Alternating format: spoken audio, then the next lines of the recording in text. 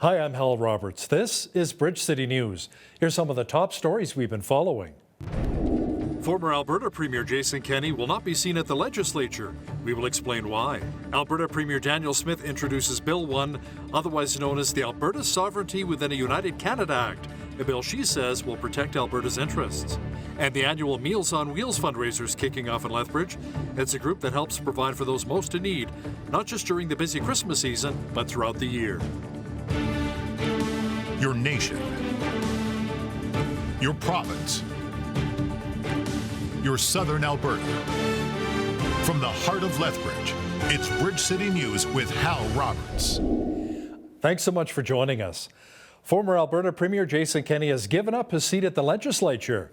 Kenney said the resignation is effective immediately and that it was a privilege to serve the constituents of Calgary-Lougheed since 2017. Kenney, who was also a former cabinet minister in the Harper government, has spent 25 years in the public life.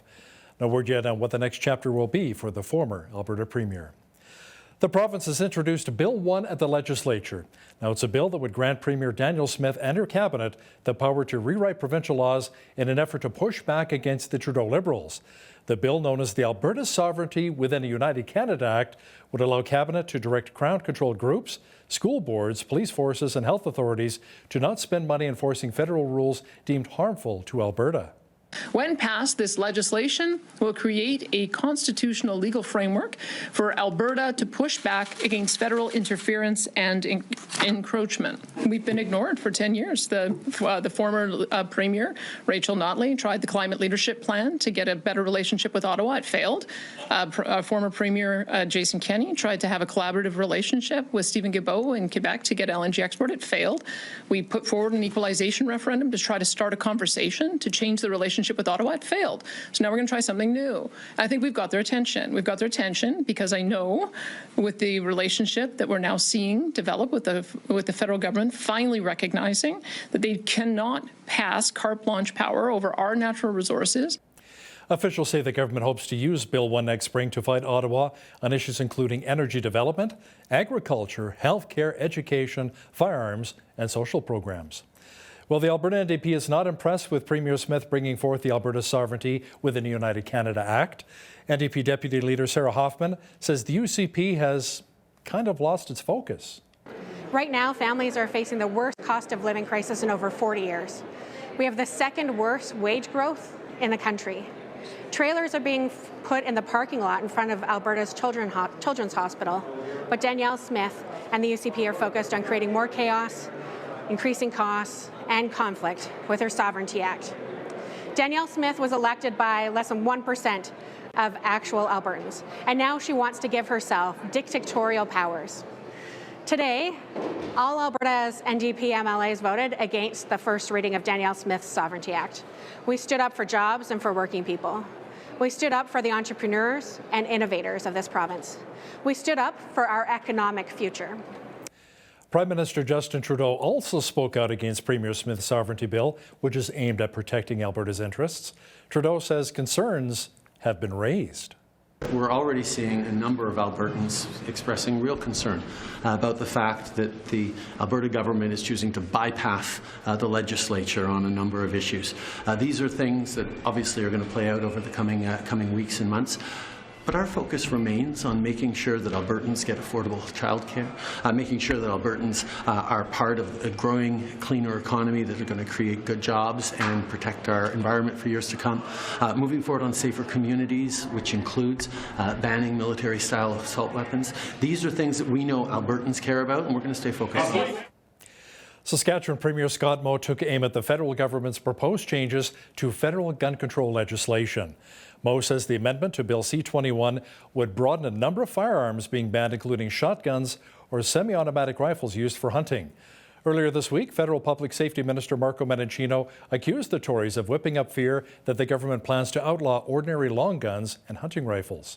He says the government only wants to reinforce a regulatory ban on assault-style rifles such as AR-15s by enshrining a definition in legislation. Medicine Hat Conservative MP Glenn Motz explains how he sees the amendment to the gun ban bill and how it will potentially impact farmers and ranchers. what this legislation does is it targets people that aren't the problem in this country. We've been saying this all along. It targets, the Grandpa Joes who are teaching and passing on a legacy of hunting and sport shooting and those sort of things to their families, to generation after generation after generation. And it misses the mark completely. We have no ability with this legislation to limit what criminals do. MP Motz will also give us his thoughts on the recently wrapped up public inquiry into the Emergencies Act. Watch for that full interview coming up after business news. Well, we saw a couple of centimeters of snow today and cold with the wind chill values below minus 25 degrees. Angela Stewart is pretty brave. She's outside braving the elements right now and has an early peek at the forecast. Angela, please tell me a Chinook will be arriving soon to warm things up. Oh yes, Hal, it is quite cold down here at Pavan Park. Those wind chills and temperatures, as you mentioned, don't make for a really enjoyable time if you are outside. But some good news is on the way. The conditions and temperatures will be improving starting on Friday. Looking to tonight, though, that wind chill, minus 29, there is also a risk of frostbite. As for how the rest of the week is looking and much more, I'll have all those details coming up later in the show. A lot of geese and ducks there. Thanks so much, Angela. Southern Alberta is in for a very chilly winter this year. That's according to the Old Farmer's Almanac, which says we can expect a colder than normal winter along with more precipitation. Our first big cold snap is expected next month. Now, an official with the Almanac explains how long our region will experience those frosty conditions.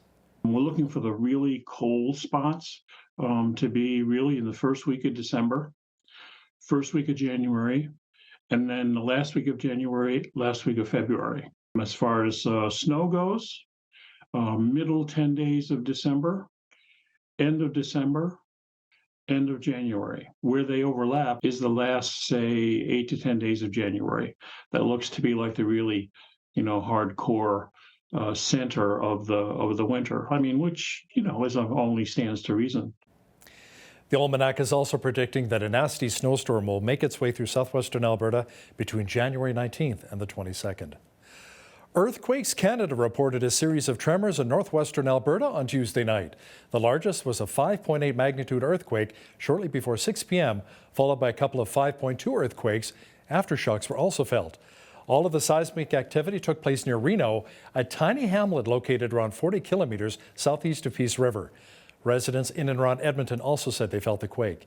RCMP say fortunately there have been no reports of any injuries. The Lethbridge Housing Authority is walking back a statement they previously made. The organization made a zoning request for Castle Apartments and Halmrast Manor in our city. Staff said they're clarifying that they're only seeking to provide supportive housing at the two locations and not to provide a shelter or a resource center. Robin James, the CAO of the Lethbridge Housing Authority, says the group is hoping to provide 24-hour services to people in our community who are in need of housing.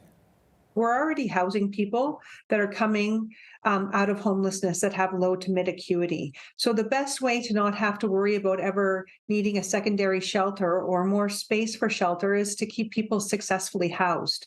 And that's our mandate. And I hope that as a city, we can stop normalizing people living in shelter for years and years and start looking at shelter as a temporary measure for 7 to 10 days until we can transition people into appropriate housing where they can stay.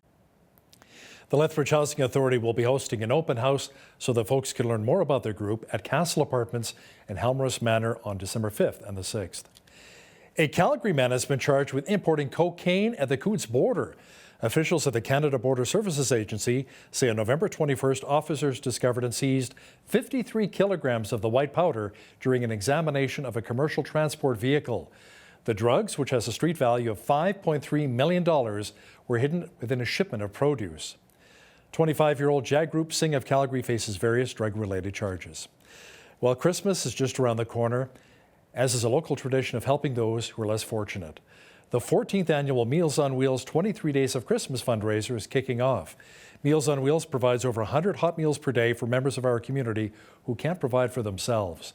As BCN's Micah Quinn explains now, the launch of the campaign was held at Cupper's Coffee and Tea in downtown Lethbridge. And the goal this year is to raise $30,000, and organizers are hoping to surpass that total.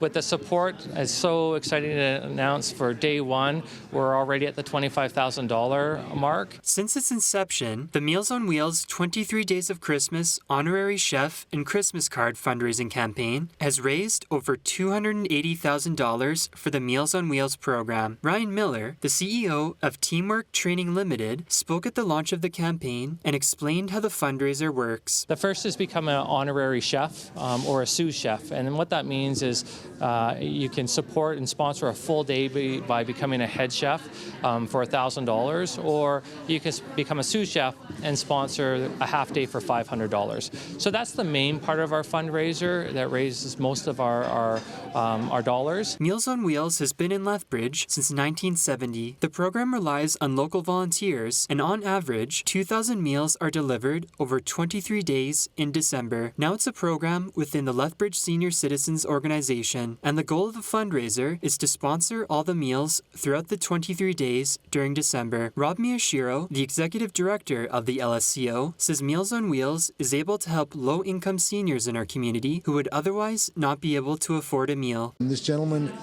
was getting meals, but his income level was so low that he had the lowest possible that they could give him. So we make no money on that guy, or we probably lose money on him. So that's why this work that Teamworks is doing and all these other great businesses are doing helps all people like that. You can also support the campaign by purchasing a Meals on Wheels Christmas card for $25. If you buy one of the cards, local companies like Cupper's Coffee and Tea, Urban Grocer, Italian Table, or the Water Tower and Grill will donate the cost of one hot meal per card sold. For Bridge City News, I'm Micah Quinn. We've been hearing a lot of stories of people who've lost everything since the war in Ukraine began close to a year ago. Tatunya praises God for the Samaritan's Purse workers who helped put windows and a new roof on a barn, giving her a safe place to live after a missile destroyed her home in Ukraine. This is her story.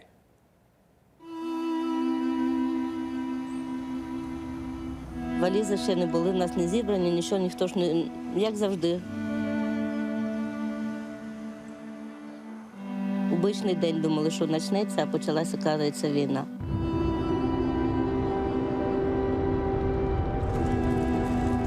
Бомбили, ракети падали, летіли, ми відчували звук, що свистять ракети. Ми падали на підлогу, ще будинок наш стояв. Як страшно. Не знаю, я просила у Бога, щоб допоміг вижити. Щоб тільки вижити і все жити хотілося. Просила Бога про життя.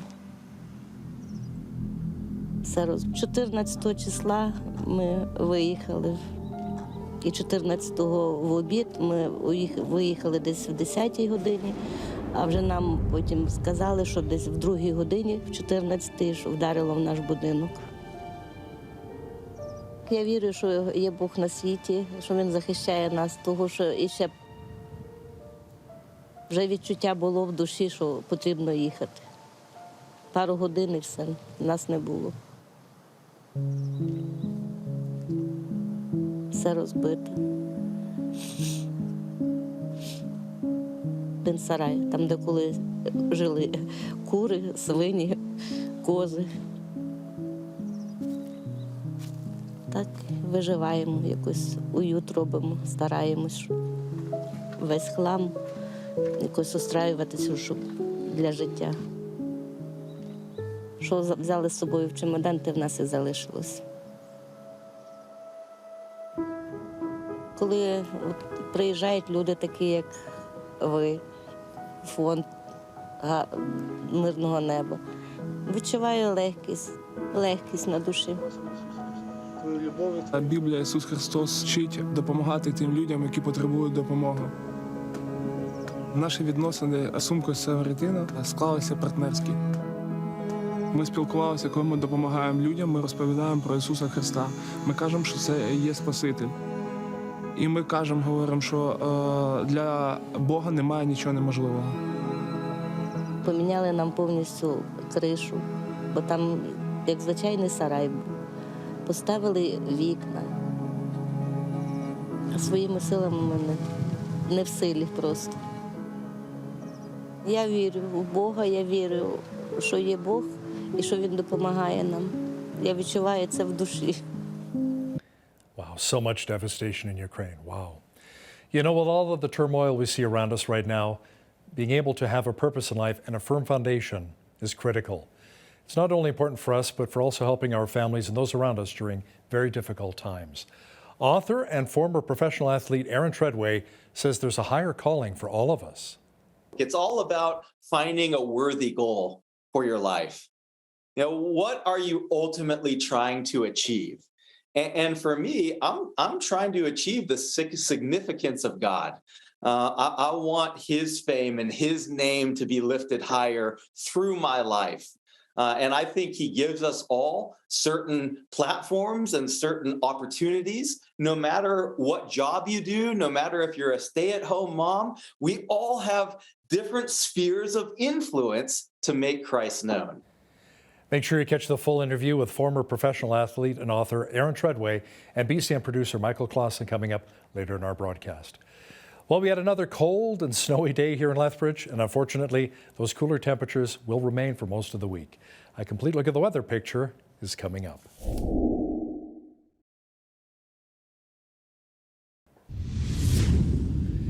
So how does that song go? Baby, it's cold outside?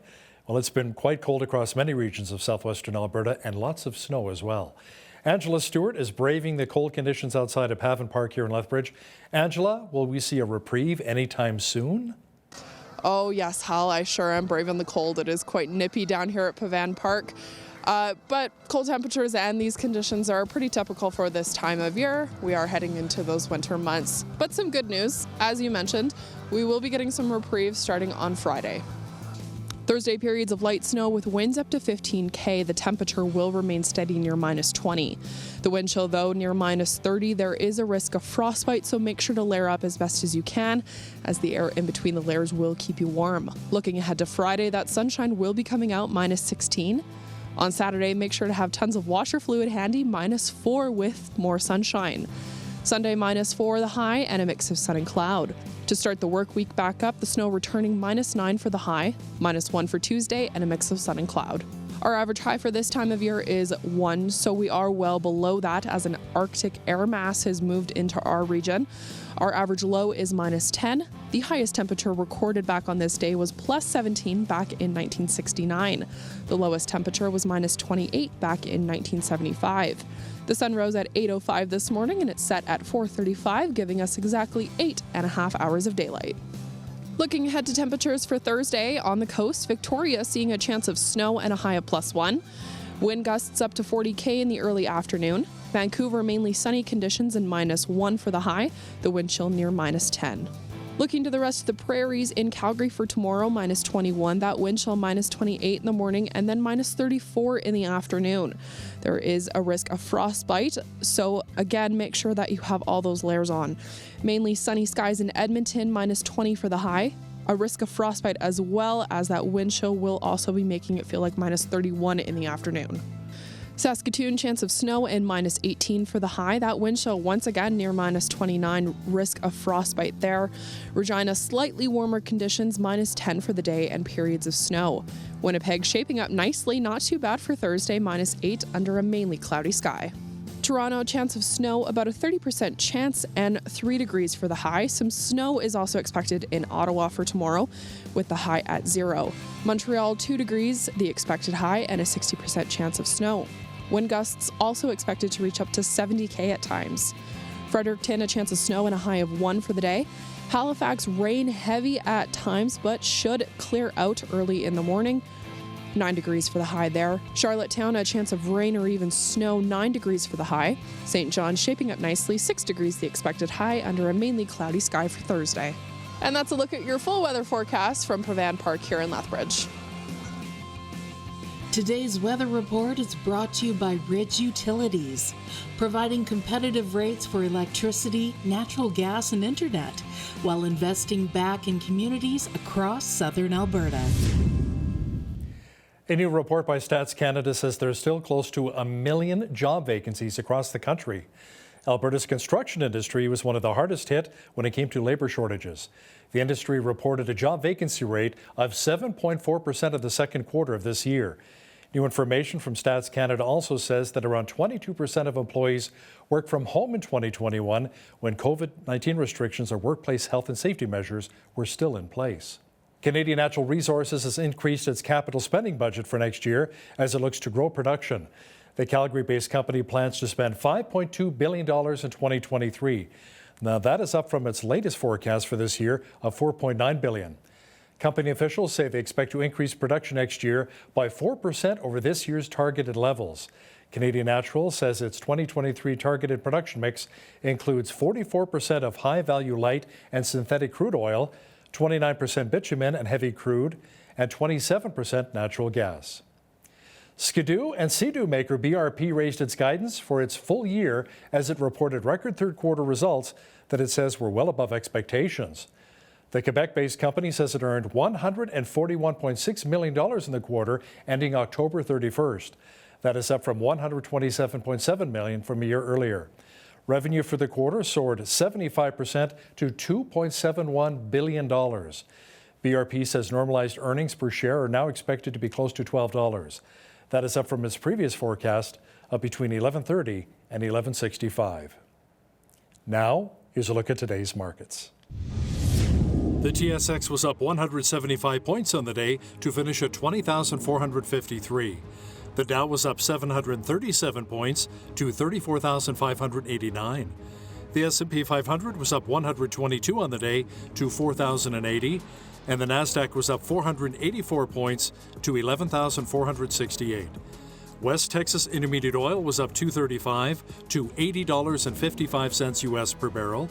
Natural gas was down 31 cents to $6.93 U.S. Gold was down 19 cents to $17.6834 U.S. an ounce, and silver was up 39 cents to $22.58 U.S. an ounce. Feed wheat is at $12.62 per bushel, barley's at $9.79, canola's at $18.91, and corn is at $11.65 per bushel. Live cattle were up 40 cents to $153.08. Feeder cattle January contract was up $2.48 to $180.48, and lean hogs were up $1.83 to $82.90. The Canadian dollar was up slightly over the past 24 hours to 74.49 U.S.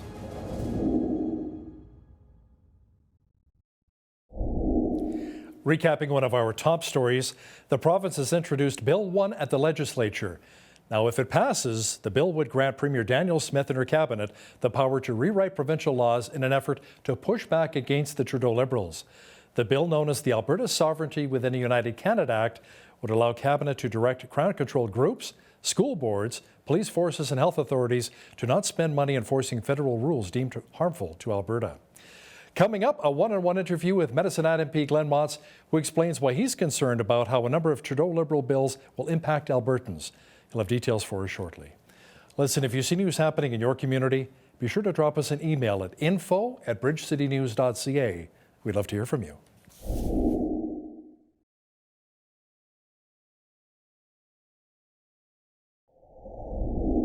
Our country appears more divided now than ever. Many would attribute that to a number of policies the Trudeau Liberals are bringing forth, including Bill C-11, which many would agree is about censorship, Bill C-69, the bill that former Alberta Premier referred to as the No More Pipelines Act, which has been enforced, and Bill C-21 now, which many would argue is an attack on our farmers and ranchers since it threatens even stiffer gun controls to take away the right to own a number of rifles, including a shotgun.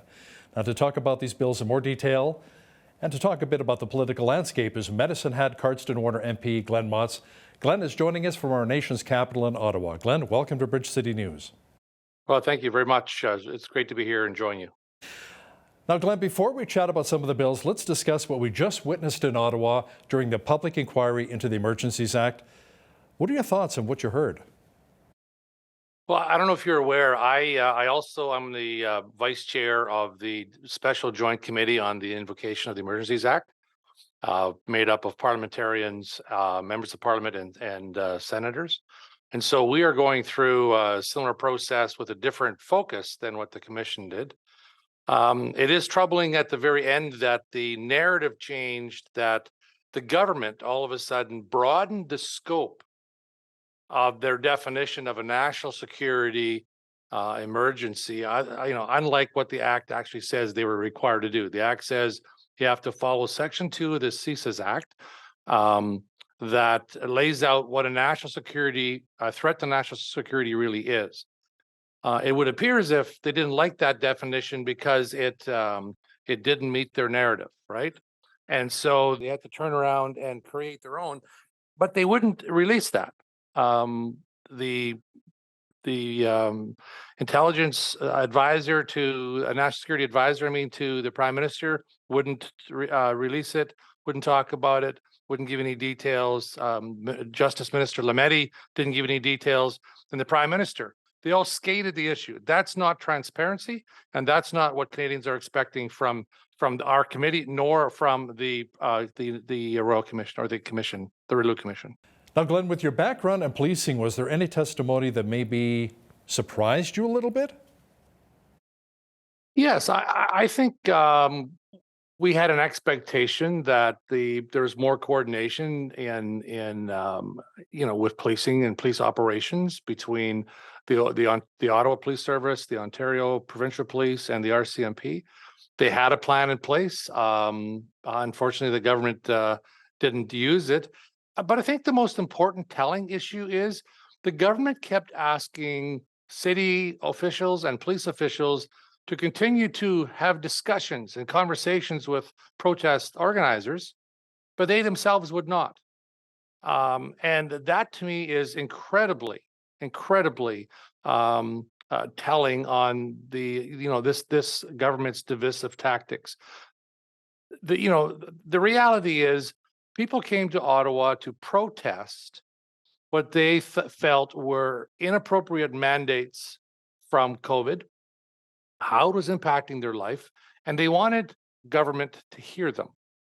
And so, I even tried to facilitate meetings between Tamara Lich, the main organizer that put this together, and a couple of government ministers, specifically Minister Mendocino of Public Safety and Al Gabra of Transportation. And after a couple of days of going back and forth, they refused.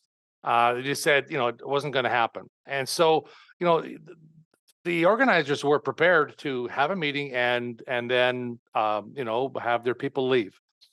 The government wasn't interested. Since when does the government not listen to their people just because they may not like the position of the people who are there?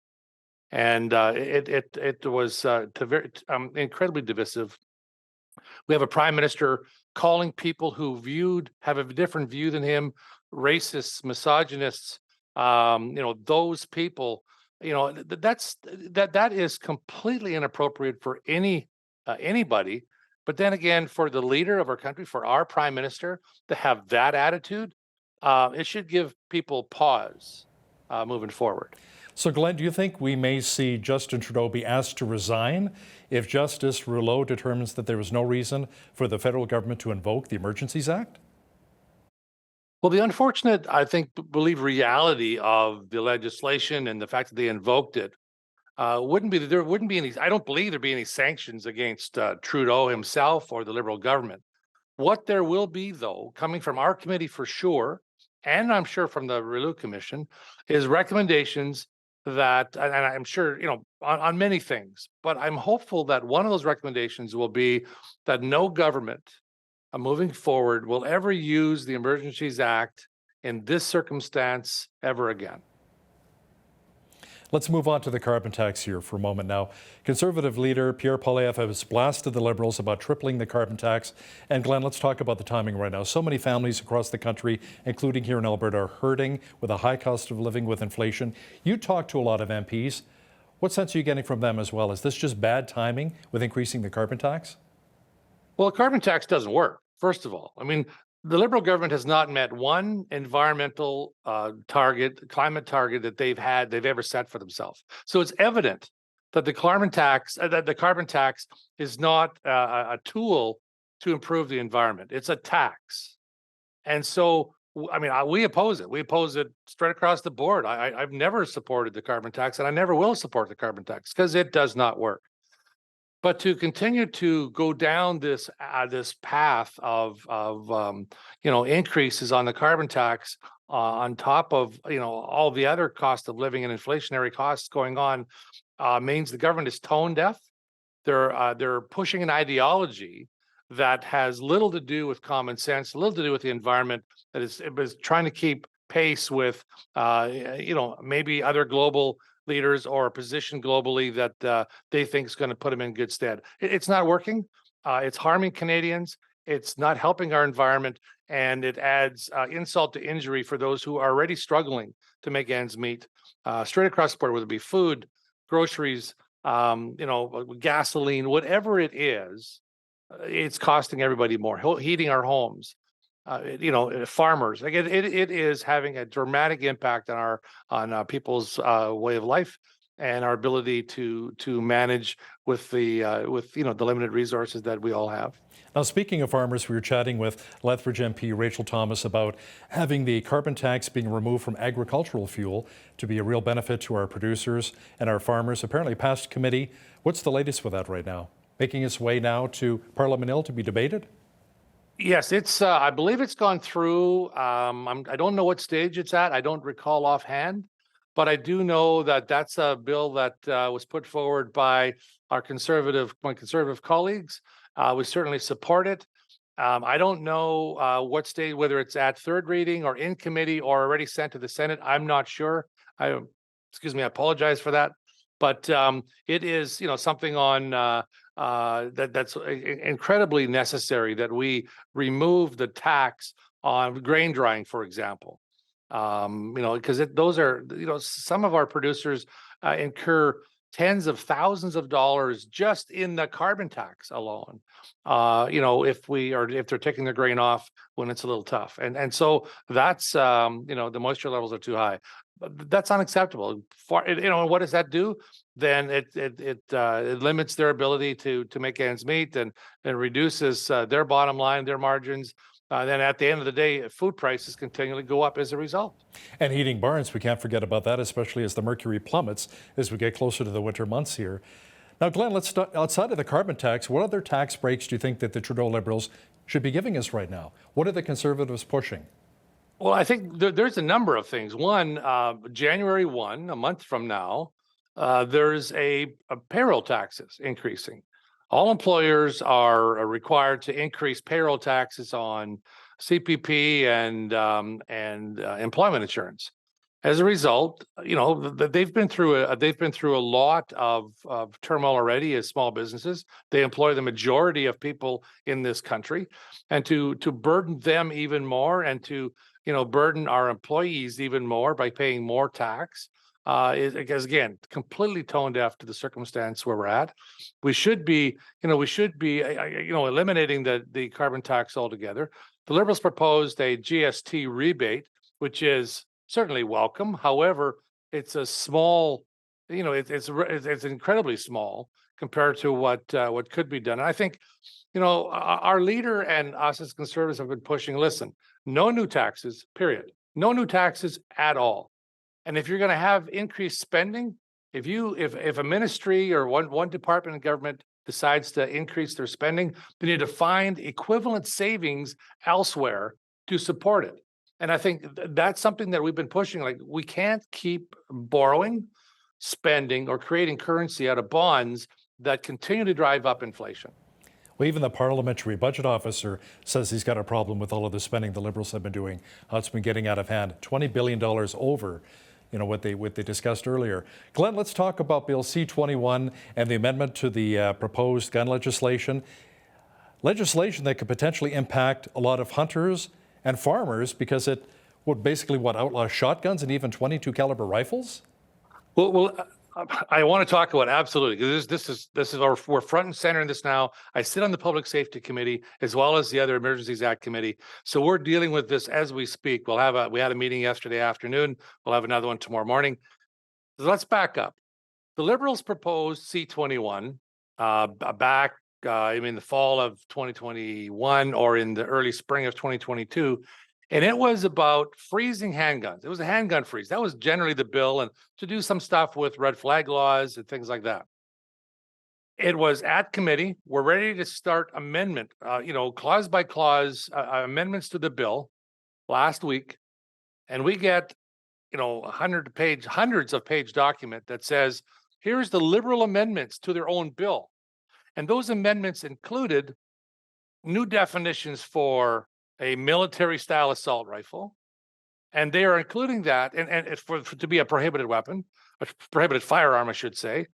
And included in that is a definition of what they consider to be a prohibited weapon, prohibited firearm, and that's any firearm that's capable of firing center fire cartridge in a semi-automatic manner that has that the gun's original design could accept a cartridge or magazine that could hold more than 5 rounds. Now, in Canada, holding more than 5 rounds is already a prohibited device. So what the Liberal is saying effectively is, if you have any sort of a rifle or shotgun that is capable of having a magazine that, even though it's only in law in Canada to only have 5, you could put one in that's larger than that, then that's automatically prohibited. But what this legislation does is it targets people that aren't the problem in this country. We've been saying this all along. It targets, the Grandpa Joes who are teaching and passing on a legacy of hunting and sport shooting and those sort of things to their families, to generation after generation after generation. And it misses the mark completely. We have no ability with this legislation to limit what criminals do. And that's the problem. If we want to improve public safety, Conservatives will be front and center with those conversations, but we aren't with this bill. And so that's the issue. We have now attacked, like the Liberals have done all along, they've attacked hunters and farmers with the addition of many hunting rifles and shotguns. And there's even a 22 caliber, which is a rimfire firearm, and they call them, weapons of war. Like, give me a break. These guys don't know what they're doing. They seem to have an agenda that no one understands, and they've offered no idea of how they're actually going to play this out. And that's part of the challenge that we have with this, and we're going to keep fighting it. It is a problem, and we're hearing it loud and clear from across the country. People are tired of the gamesmanship with which the Liberals are doing the dance to their anti-gun lobby. Now, Glenn, from your experience in law enforcement, what do you think is the key then to limiting gun violence in our country? There's multiple things we can do to eliminate gun violence. Number one, we need to make sure that we know that violent crime is up in this country. We know that gang homicides are up in this country. We know that people get involved in criminal activity. We need to spend effort and energy in programs that actually work. A friend of mine, Marcel Wilson, runs a 1x1 movement in Toronto, trying to get kids out of gang life and make sure that they don't get into it. That's a preventative measure. Number two, let's focus attention where the tension is. That is on criminals. So people who use firearms in the commission of offense should be held accountable, and should be held more accountable than if no firearm is being used. Then, once if they're charged with an offense and they commit another offense, why are we to let them out on bail? The revolving justice door doesn't work. So Bill C-5 that the government does in their soft on crime approach doesn't work. Bill C-75 that talks about easier to get out on bail. Then let's focus on illegal firearms. Illegal firearms account for anywhere, depending on the police service, anywhere from 80 to 90%, in that range, of the firearms used that the police have found in firearm offenses. And they are illegal, and they're brought in and they're smuggled in from, generally south of the border. So why aren't we focusing resources on, those sort of task forces that we can eliminate the flow of that? There are porous areas of our border that we need to pay attention to. And, rather than spending $5 or $8 or $10 billion if they compensate for all the firearms they're looking at taking, can you imagine what that actually equates to for keeping people out of gang life, to making sure our justice system is properly resourced, including the law enforcement, focusing where focus needs to be. And that's what Canadians expect from a government and not making sure that, you know, we have what's been affectionately called a hug-a-thug approach to the justice system. Glenn, we only have about 30 seconds left here, but I wanted to touch on Bill C-11 that the Liberals seem very set on bringing to pass. What do you think the federal government is hoping to achieve with this new censorship? I don't know. I quite honestly, I'm disturbed by it, like Canadians all should be. You know, the committee, I don't sit on that committee, but what I've been told, much debate occurred in committee, and people were they didn't find anybody who supported it. At the Senate, there was similar discussions going on, but they seem just absolutely head down, pushing ahead with something. There's got to be more that we're missing, but we can see by this government, they're not a government for the people. They're a government of the people, and that's they want to be in charge and they want to control their people, and that's just wrong in a democracy. Glenn Montz, Conservative MP for Medicine Hat, Cardston Warner, thanks so much for joining us today from our nation's capital. My pleasure. Thank you very much.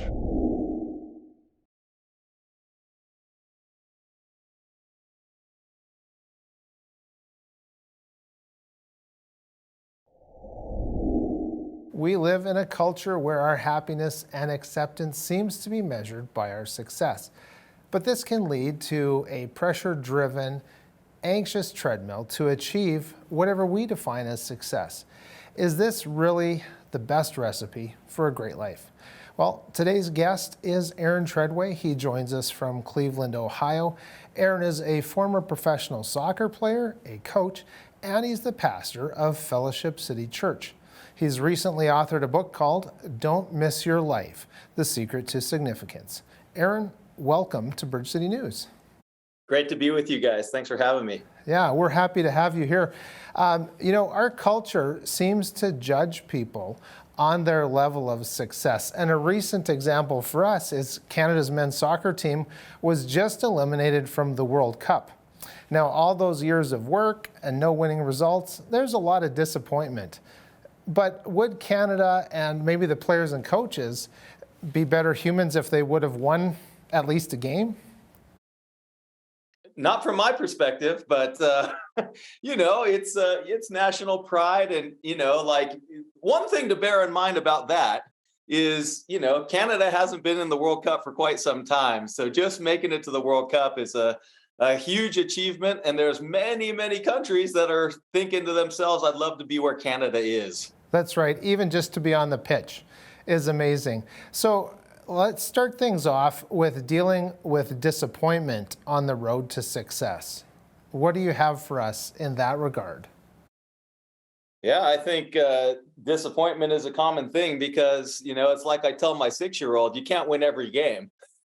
You don't sign every business deal, you don't get everything right. And I think, as humans, just in our nature, we know that. So, for me, I started to achieve some of what the world says is success.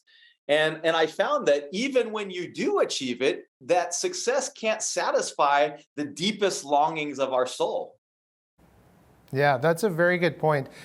I know in chatting with between parents and children, let's say, about their losses and their wins and successes, does this quest for success maybe keep us on a hamster wheel, always wanting more and more? Yeah, I came across this idea called the hedonic treadmill. And it's this idea that innately we all have certain things that we desire. We want certain things and we think we need certain things. And so we start to strive towards them. And hopefully maybe you achieve them and they bring some measure of satisfaction. But ultimately it goes around to, that satisfaction fades. And it's like you just said, it keeps you on this treadmill of desire. And the question is, how do you get off the treadmill? Well, that's a really good question. And it's so important to read. And in your book, you say that the significance should be one's target. Can you explain the difference between success and significance? Yeah, for me, I was for so long, for so much of my life, especially as a professional athlete, striving for the next win or the next deal, the next kind of, the car that I would drive, and just these things, these physical things of the world. And I always tell people, nothing wrong with making money, nothing wrong with driving a nice car, as long as those things don't have a grip on your life. You can have those things as long as those things don't have you. And so for me, once I started to attain some of the things that I really felt like I wanted, I started to realize that they weren't satisfying. Maybe there was a better target. And as I read scripture, I believe that God is talking about his significance, that we were created to live for his purposes, for his fame. Kind of like Isaiah talks about, that we're all like grass and our glory fades quickly, but the glory of God, it lasts forever. Well, those are very great pieces of advice and really good for us to keep in mind of what we're focusing on, I guess, right? So as it's been said, you turn in the direction of where your focus is. So from your experience, how does one pursue significance? Yeah, I think there's some real simple yet tangible steps to doing that.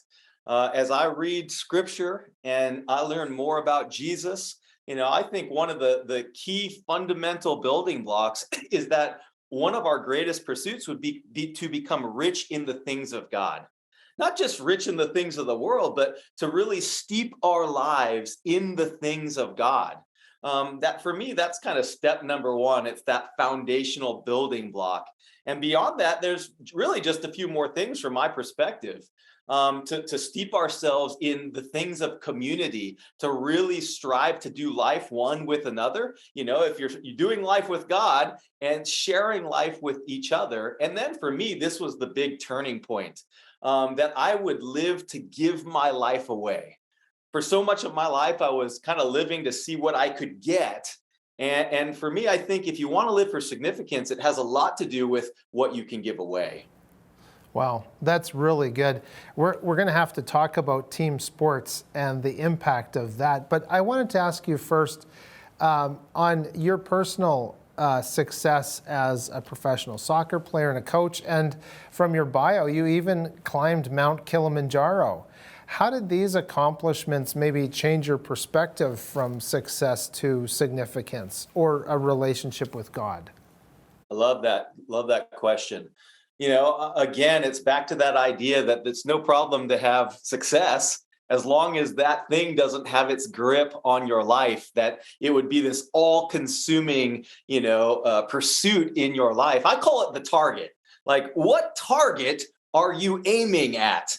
And for me, like you said, I climbed Mount Kilimanjaro and, had a few other successes in life. But when I kind of reached the summit, so to speak, especially Mount Kilimanjaro, I think the important thing to realize is that thing won't ultimately give you what you really need inside.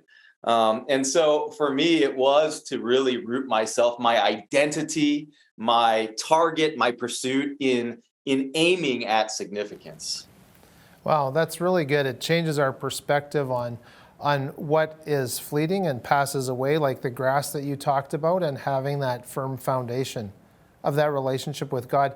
I just wanted to touch on the sport component of your life and the life of so many others. I know for much of my career in broadcasting, I was around different sport teams, and I certainly noticed the benefits of being part of a team, which kind of fits with your last answer. How do you relate maybe what sport has done for your life to your Christian life, and maybe being a better servant for the Lord or your family? So many great lessons, life lessons that you can learn on a sports field. Not to say that you can't learn them outside of sports, but I love, I help to look after a sports ministry called Ambassadors Football. We use soccer, the global football, to connect with people and really do whole life evangelism all around the world. Again, you can learn those lessons outside of sport, but there's something amazing about having to work together with people and being in this incubator where you experience all of life's emotion in soccer for 90 minutes. In just 90 minutes, you can get all of the ups and the downs and the highs and the lows. And, 1 minute I'm celebrating and the next I'm mad. It is so true. And there's so many rough edges that are knocked off of us when we're in team sport. And it is a great experience for sure. I want to stick with the child-parent relationship for just a moment. What can parents teach their children about in this quest for significance, or maybe where do parents even start?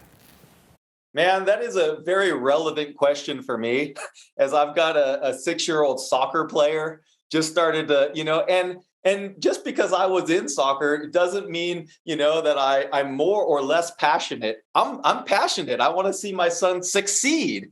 And, he's recently gone through this little spell. He's playing on an 8-year-old team.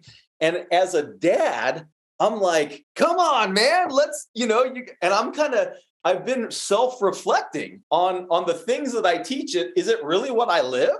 As I'm standing on the sideline as a parent, I'm getting all emotional about if he's not performing to the level that I think he should be performing at.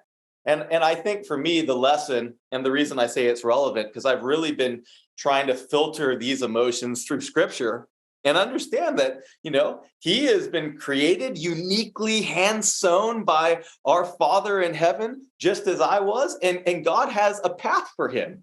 And I'm here simply to help steward that along, whether it's in sports or soccer or not. That's a great privilege. So just trying to learn from the things that I say, I'm still in a process too. I totally get that. You're out there on the sidelines and you want to kick some tires and light some fires, and your son's just having an off day. The struggle is real. Absolutely. Or he's just out there having a good time. And I think he should be playing harder. I think he should be more committed. And he just wants to, hey, I'm having fun. Totally. That's good. It's priorities, right? But so you write that in your book that Jesus based happiness on being blessed rather than success. What does this reveal to us about God's will for our lives? Yeah, I think that it reveals quite a lot. It's an interesting way to open the most famous sermon that Jesus ever preaches. It's called the Sermon on the Mount, and he climbs up this mountain and he's got a few hundred people gathered around him. And he opens with this line, "Blessed are the poor in spirit." And I think to myself, blessed or blessed are the poor in spirit. Well, I don't want to sign up to be poor in spirit. Blessed are the persecuted, blessed are the downtrodden. And you're thinking to yourself, how does this actually work? What is Jesus saying? And I think he's really in that little, portion of the Sermon on the Mount, talking about where we find satisfaction and true peace and joy. And the things that we really desire in life come from the hand of God, not in the tangible things that we gain in this world. Right. That's really good. It kind of reminds me of the Apostle Paul writing that contentment with godliness is great gain. And I like to read the Stoics, and one philosopher, Seneca, said, "The happy man is satisfied with his present situation, no matter what it is." Could you talk about maybe contentment as part of this journey with the Lord? Yeah, that's really good because, I pastor a church in an influential area. And I've got a lot of highly educated, quote unquote, successful people sitting in my congregation every Sunday. And I think it's difficult in the culture we live in today to know contentment. It's kind of like we always, no matter what you have, you think like the grass is always greener. I think that one thing that Jesus talks a lot about is that true contentment is found in the Lord alone. It's not found in the next deal. It's not found in the next degree or the next title. Again, nothing wrong with pursuing those things as long as they're not our ultimate goal. Right. Makes perfect sense. Makes me think of the rich young ruler. And I think in your book, you talk about that God blesses us as we give our life away. What do you mean by that? Yeah, that makes me think of that story, the rich young ruler, where the Jesus says to the guy, 2 words you never want to hear from God: "You fool."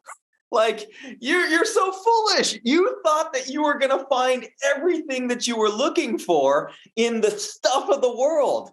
And I was that fool for a long time. I once saw Jim Carrey.